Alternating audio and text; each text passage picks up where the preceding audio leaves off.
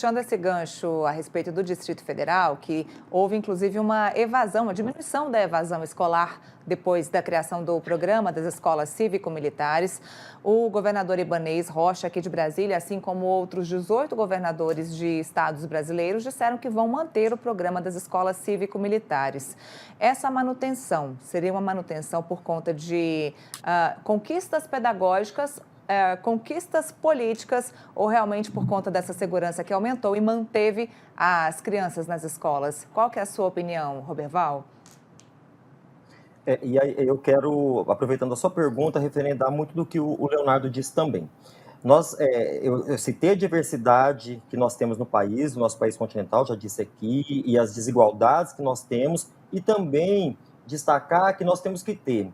E aí talvez venha uma crítica da politização que existe nas iniciativas que vêm do Estado. O Estado enquanto governo federal, governos estaduais, distrital e os governos municipais, os municípios. Por quê?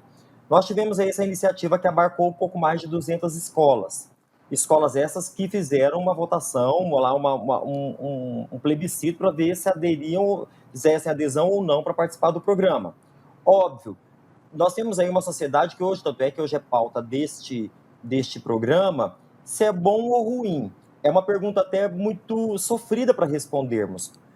Eu vejo que é ruim quando você tem o esforço de um ministério que tem uma gama de desafios a serem superados, focar num programa que tem um pequeno quantitativo de escolas para atender. No entanto, é uma possibilidade para um desafio hercúleo na sociedade, que é da segurança pública, que afeta diretamente as escolas.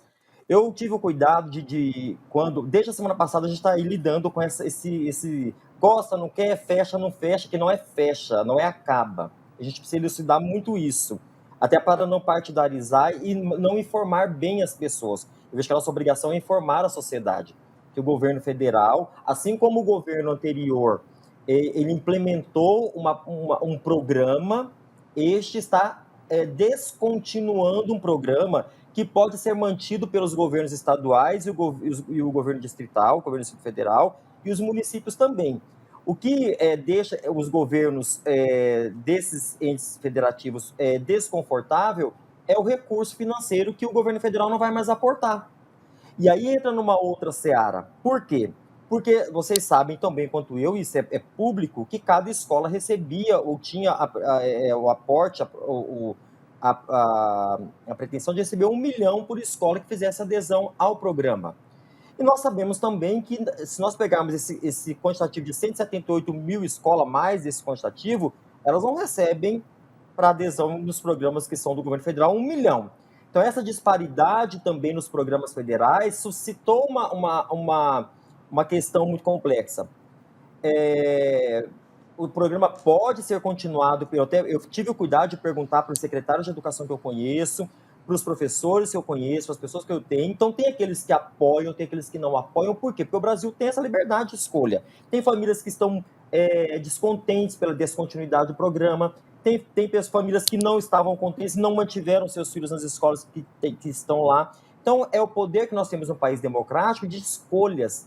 E eu concordo com o Leonardo, foi uma tentativa que deu certo em muitas regiões, como a Neila colocou, de melhoria dos índices de violência nas escolas, que assola as escolas mesmo, de professores que não conseguem dar aula, mas que também nós precisamos instrumentalizar e dar condições para que o professor mais bem formado, mais bem preparado, mais bem assistido na sua saúde, o professor também possa ter condições. Então, é um conjunto de outras políticas públicas que vão dar condições para que o professor esteja em condições de trabalho para atuar. Mas também essa descontinuidade, aí a gente questiona que ela não pode ser de uma hora para outra, ela não pode deixar as escolas desassistidas, os demais entes federativos desassistidos. Então, é uma série de outras questões que a gente precisa debater, inclusive com o governo federal, óbvio. Leonardo, você acredita então que todos esses critérios, além dos recursos que são destinados para essas escolas cívico-militares, são os critérios maiores para que elas sejam mantidas? Então, nem é mesmo uma questão pedagógica, é mesmo uma questão de recurso, principalmente.